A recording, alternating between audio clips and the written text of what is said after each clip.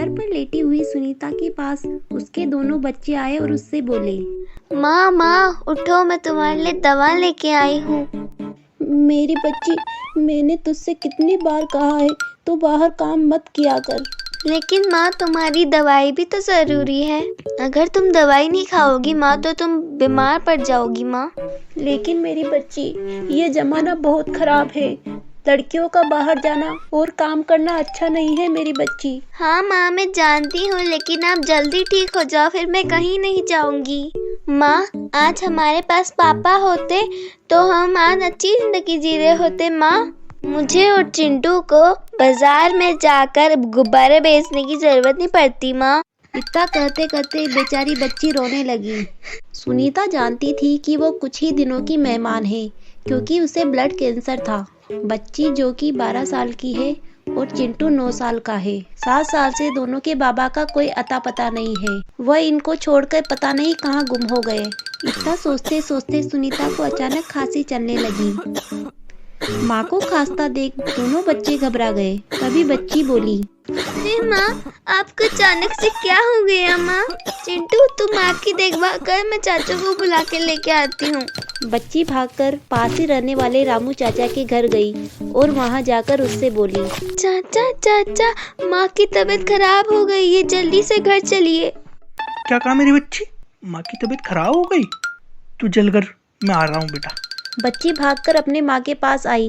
तब माँ ने उससे कहा, मेरी बच्ची तुम कहीं मत जाओ, यहीं रहो मेरे पास। लगता है मेरा बुलावा आ गया है। मेरी बच्ची मुझे अब जाना होगा। नहीं माँ ऐसा नहीं कहते, बस चाचा भी आ ही रहे हैं, वो आपको हॉस्पिटल लेके जाएंगे, आपको कुछ नहीं होगा माँ। अब मुझे जाना होगा। तू मेरे जाने के बाद अपने छोटे भाई का ध्यान रखना, और कभी तुम्हारे बाबा लौट आए तो उनके साथ चले जाना मेरे बच्चों। नहीं माँ हमको पापा नहीं चाहिए माँ, हमको आप ही चाहिए माँ। मेरे बच्चों, मैं भी जीना चाहती हूँ, पर मेरी जिंदगी पर मेरा बस नहीं है। इतने में रामू चाचा वहाँ आ जाते हैं। अरे सुनीता क्या हुआ तुम्हें? तुम्हारी तबीयत तो बहुत खराब है, मैं एम्बुलेंस लेकर आता हूँ। और सुनीता को एम्बुलेंस में लेकर हॉस्पिटल पहुंच जाते हैं। सुनीता को 4-5 दिन तक हॉस्पिटल में ही रहना पड़ता है। उधर दोनों बच्चे गुब्बारे बेचकर अपने खाने पीने की व्यवस्था कर लेते हैं। बिना माँ के दोनों बच्चों को घर में बहुत ही सूनापन लगता है। वैसे तो उनकी चाची रात में आकर उन बच्चों के पास सो जाती थी, फिर भी दोनों को अपनी माँ की कमी बहुत महसूस होने लगी, क्योंकि माँ के जैसे लाड करने वाला और कोई न था।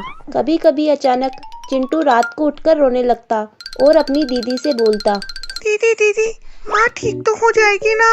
हाँ चिंटू बेटा, माँ जल्दी से ठीक होकर घर पे आ जाएगी, तू चिंता मत कर और सो जा।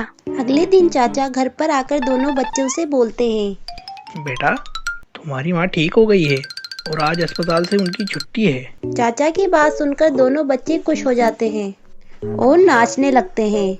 डॉक्टर ने छुट्टी होने के बाद रामू को बुलाकर उससे कहा, रामू सुनीता कुछ ही दिनों की मेहमान है, कैंसर लास्ट स्टेज पर पहुंच गया है, जितनी ज़्यादा हो इनका ध्यान रखो और इनको खुश रखो। अस्पताल से छुट्टी होने के बाद सुनीता अपने घर पहुंच जाती है और अपने बच्चों को देखकर खुश हो जाती है। एक दिन सुनीता अपने बच्चों से कहती है, मैं आज तुम्हें हलवा पूरी बनाकर खिलाती हूँ। बहुत दिनों से मैंने तुम्हें कुछ बनाकर नहीं खिलाया। आज मैं तुम्हारा पसंदीदा हलवा व पूरी जरूर बनाऊंगी। इस तरह से बच्चों को खाना खिलाकर सुनीता व बच्चे सो जाते हैं। तभी रात में सुनीता की तबीयत अचानक खराब हो जाती है। बिस्तर पर पड़ी पड़ी सुनीता दर्द से कराहने लगी और पास ही रखा हुआ पेन व कागज उठाकर चिट्ठी लिखकर उसने उस चिट्ठी को अपने पलंग के पास रख दिया और सो गई। तभी अचानक से सुनीता के प्राण निकल गए। सुबह होने पर बच्चे जगे और अपनी माँ को मृत देखकर रोने लगे।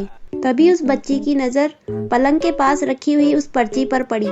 उसने पर्ची खोलकर देखा तो उसमें लिखा हुआ था, मेरे बच्चों, मैं जीते जी तुम्हारे लिए कुछ नहीं कर पाई। इस पर्ची के पीछे तुम्हारे बाबा का पता लिखा हुआ है। तुम्हारे बाबा गुम नहीं हुए थे, बल्कि हम दोनों का झगड़ा होने की वजह से वह हमें छोड़कर चले गए थे और दूसरी शादी कर ली। मेरे बच्चों, तुम इस पर्ची को लेकर उनके पास जाना, क्या पता तुम्हें देखकर उनका मन पिघल जाए और वो तुम्हें अपना ले। तभी पर्ची को पढ़कर बच्ची रोने लगी। माँ के 13 दिन होने के पश्चात लड़की पर्ची लेकर अपने बाबा के गांव पहुंच गई और अपने बाबा के घर के बाहर जाकर आवाज लगाई। बाबा, बाबा। बच्ची की आवाज सुनकर उसके पिताजी बाहर आए।